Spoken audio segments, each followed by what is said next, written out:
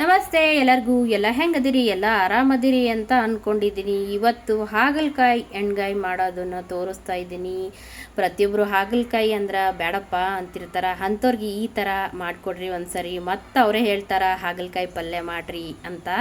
ಈಗ ನೋಡಿರಿ, ನಾನು 2 ಹಾಗಲಕಾಯಿ ತೊಗೊಂಡು ಈ ಥರ ಕಟ್ ಮಾಡಿ ಇಟ್ಕೊಂಡಿದ್ದೆ. ನಾನು ಮಧ್ಯದಲ್ಲಿ ಇರುವಂಥದ್ದನ್ನೆಲ್ಲ ನಾವು ತೆಗಿಬೇಕಾಗುತ್ತೆ. ಯಾಕಪ್ಪ ಅಂದರೆ ಎಣ್ಗಾಯಿ ಮಾಡ್ತಾ ಇದ್ದೀವಲ್ಲ, ಅದಕ್ಕೋಸ್ಕರ ನಾನು ಎಲ್ಲನೂ ತೆಗೆದು ಇಡ್ತಾ ಇದ್ದೀನಿ. ನೋಡಿರಿ, ಒಂದು ಹಾಗಲಕಾಯಲ್ಲಿ 2 ಹಣ್ಣು ಮಾಡ್ಕೊಂಡಿದ್ದೀನಿ. ನಾನು ಹಾಗಲಕಾಯಿ ಕಟ್ ಮಾಡಿದ ಮೇಲೆ ಇದಕ್ಕೆ ಒಂದು ಪಾತ್ರೆಯಲ್ಲಿ ನಾನು ನೀರನ್ನು ಬಿಸಿ ಮಾಡೋಕೆ ಇಟ್ಟಿದ್ದೆ. ಆ ನೀರಿಗೆ ಹಾಗಲಕಾಯಿನ ತಂದು ಹಾಕ್ತಾಯಿದ್ದೀನಿ. ಒಂದು 10 ನಿಮಿಷ ಬೇಕಾಗುತ್ತೆ ರೀ. ನಾವು ಕುದಿಸ್ಕೋಬೇಕು, ಒಂದು ಉಗ ಕುದಿಸ್ಕೋಬೇಕು. ಸ್ವಲ್ಪ ಉಪ್ಪನ್ನು ಹಾಕಿ ಆಮೇಲಿಂದ ಈಗ ನಾನು ಒಂದು ಸ್ವಲ್ಪ ಹಸಿ ಶೇಂಗಾನ ತೊಗೊಂಡಿದ್ದೆ, ಅದನ್ನು ಹುರ್ಕೊಂಡ್ಬಿಡ್ತೀನಿ. ಈ ಥರ ಆದಮೇಲೆ ತೆಗೆದ್ಬಿಡೋನು.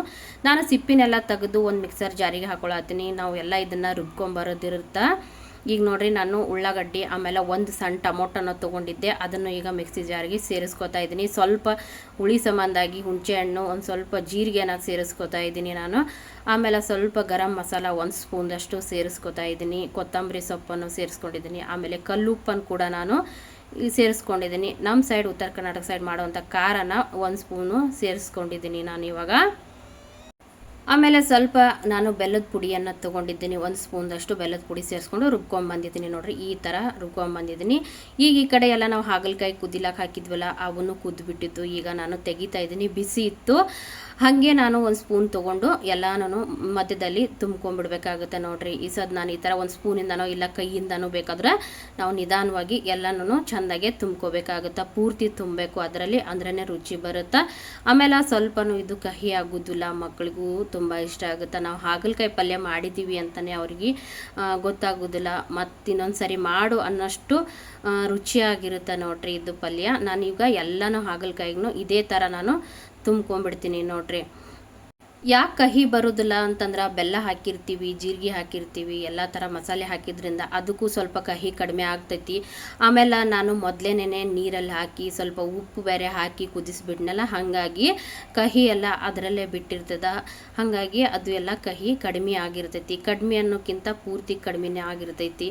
ಇದೇ ಹಾಗಲಕಾಯಿ ಪಲ್ಯ ಮಾಡಿದ್ದೀವಿ ಅಂತಲೂ ಯಾರಿಗೂ ಗೊತ್ತಾಗಲ್ಲ, ಆ ಥರ ಇರುತ್ತೆ. ಹಾಗಲಕಾಯಿ ತಿಂದ ಹಾಗೂ ಆಗುತ್ತೆ. ನೋಡಿರಿ, ನಾನೆಲ್ಲನೂ ಒಂದೊಂದು ಸ್ಪೂನಲ್ಲಿ ಈ ಥರ ತುಂಬ್ಕೋತಾ ಇದ್ದೀನಿ. ನೋಡ್ರಿ, ಈ ಥರ ತುಂಬಿದ್ರೆ ಆಯಿತು, ರೆಡಿ ಆಗುತ್ತೆ. ನೋಡ್ರಿ, ಈ ಥರ ನಾನೆಲ್ಲ ರೆಡಿ ಮಾಡ್ಕೊಂಡ್ಬಿಟ್ಟಿದ್ದೀನಿ. ಈಗ ಚಪಾತಿಗೆ ಆಗಲಿ ಅಕ್ಕಿ ರೊಟ್ಟಿಗೆ ಆಗಲಿ ಇದನ್ನು ಅನ್ನದ ಜೋಡಿ ಕೂಡ ನಾವು ತಿನ್ಬೋದು. ಯಾಕಂದ್ರೆ ಮಸಾಲೆ ಇರ್ತೈತಲ್ಲ, ಅದನ್ನು ರಸ ಕೂಡ ನಾವು ಹಾಕೋಬೋದು. ಗೊಜ್ಜು ಥರ ಬಂದಿರ್ತದಲ್ಲ, ಅದನ್ನು ಅನ್ನದ ಜೋಡಿನೂ ನಾವು ತಿನ್ನಕ್ಕೆ ನಡೀತದ.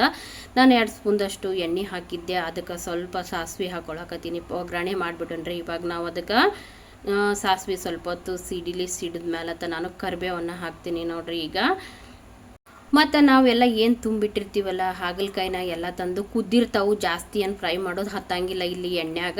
ಸುಮ್ಮನೆ ಸ್ವಲ್ಪ ಒಗ್ಗರಣೆ ಹಾಕಿ ಮಿಕ್ಸ್ ಮಾಡಿದ್ರೆ ಮುಗಿದು ಹೋಯ್ತು. ನೋಡಿರಿ, ನಾನು ಒಂದೊಂದಾಗೆ ತಂದು ಇವಾಗ ಎಲ್ಲನೂ ಎಣ್ಣೆಗೆ ಬಿಡ್ತಾ ಇದ್ದೀನಿ. ನೋಡಿರಿ, ನಾನು ಈ ಥರ ಬಿಡಬೇಕಾಗುತ್ತೆ. ನಿಧಾನವಾಗಿ ತಿರುವಿ ಹಾಕೊಂಡ್ರಿ, ಯಾಕಂದ್ರೆ ಮೊದಲೇ ಸ್ವಲ್ಪ ಕುದ್ದಿರ್ತಾವೆ, ಅದಕ್ಕಾಗಿ ನಿಧಾನವಾಗಿ ತಿರುವಿ ಹಾಕ್ತಾ. ಮತ್ತು ಆಮೇಲೆ ಏನು ನಡ್ಬರ್ಕೆಲ್ಲ ನಾವು ಶೇಂಗಾದು ಮಸಾಲೆ ಎಲ್ಲ ತುಂಬಿರ್ತೀವಲ್ಲ, ಅದನ್ನು ಸ್ವಲ್ಪ ನಾವು ಬೇಯೋವರೆಗೂ ಬಿಡಬೇಕಾಗುತ್ತೆ. ಬೇಯುತ್ತದೆ ಎಣ್ಣೆಲಿ ಹಾಕಿರ್ತೀವಲ್ಲ ಆಗ. ಈಗ ನೋಡಿರಿ, ಈ ಕಡೆ ಕಲರ್ ಚೇಂಜ್ ಆಗಿರುತ್ತೆ, ಫ್ರೈ ಆಗೋದು ನಿಮಗೆ ಗೊತ್ತಾಗುತ್ತದು.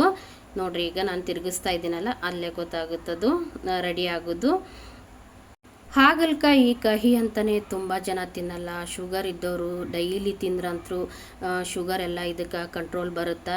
ಆದ್ರೆ ಇದನ್ನು ಕಹಿ ಆಗುತ್ತಂದನೇ ಎಷ್ಟೋ ಜನ ತಿನ್ನೋದಿಲ್ಲ. ಈ ಥರ ಮಾಡಿಕೊಟ್ರೆ ಅವರು ಡೈಲಿ ನೀವು 1 ಟೈಮ್ ಆದರೂ ಕೊಟ್ರೆ ತಿಂದೇ ತಿಂತಾರೆ, ಬೇಡ ಅಂತ ಹೇಳೋದೇ ಇಲ್ಲ. ನೋಡಿರಿ, ಈಗ ನಾನು ಉಳಿದಿರೋ ಮಸಾಲನೂ ತಂದು ಎಣ್ಣೆ ಹಾಕಿಬಿಟ್ಟೆ. ನೋಡಿರಿ, ಈ ಸದ ಅದಕ್ಕೆ ನಾವು ನೀರೆಲ್ಲ ಏನೂ ಹಾಕೋದು ಬೇಡ. ಯಾಕಂದ್ರೆ ಹಾಗಲಕಾಯಿ ಅಂತೂ ಮೊದಲೇ ಎಲ್ಲ ನೀರಲ್ಲಿ ಕುದಿಸಿರ್ತೀವಿ, ಎಣ್ಣೆ ಫ್ರೈ ಮಾಡಿರ್ತೀವಿ. ಮಸಾಲ ಸ್ವಲ್ಪ ಎಣ್ಣೆಯಲ್ಲಿ ಹುರಿದೋರ್ ಥರ ಆಗ್ಬಿಟ್ರೆ ಮುಗೀತು. ನೋಡ್ರಿ, ಇದಕ್ಕೆ ನೀರೆಲ್ಲ ಸೇರಿಸ್ಕೊಳ್ದೇನು ಬೇಡ. ಇಷ್ಟು ನಾವು ಅದನ್ನು ತಿರುವಾಡ್ಕೊಂಡ್ಬಿಟ್ರೆ ಮುಗೀತೆ. ನೋಡ್ರಿ, ಮಿಕ್ಸ್ ಅನ್ನೋಕ್ಕೆ ನಾವು ತಿರುವಾಡೋದು ಅಂತ ಹೇಳ್ತೀವಿ ನಮ್ಮ ಉತ್ತರ ಕರ್ನಾಟಕ ಸೈಡ. ನೋಡ್ರಿ, ಈ ಥರ ನಾವು ಯಾಕಂದ್ರೆ ತಿರುಗಿಸಿಡ್ತಾ ಇದ್ದೀನಿ ಅಂದರೆ ಒಳಗಿಂದ ಏನಾದರೂ ಸ್ವಲ್ಪ ಬೆಂದಿರಲಿಲ್ಲ ಅಂದರೆ ಬೇಯಲಿ ಅಂತ. ಮತ್ತು ನಿಮಗೆ ಮುಂದಿನ ವಿಡಿಯೋದ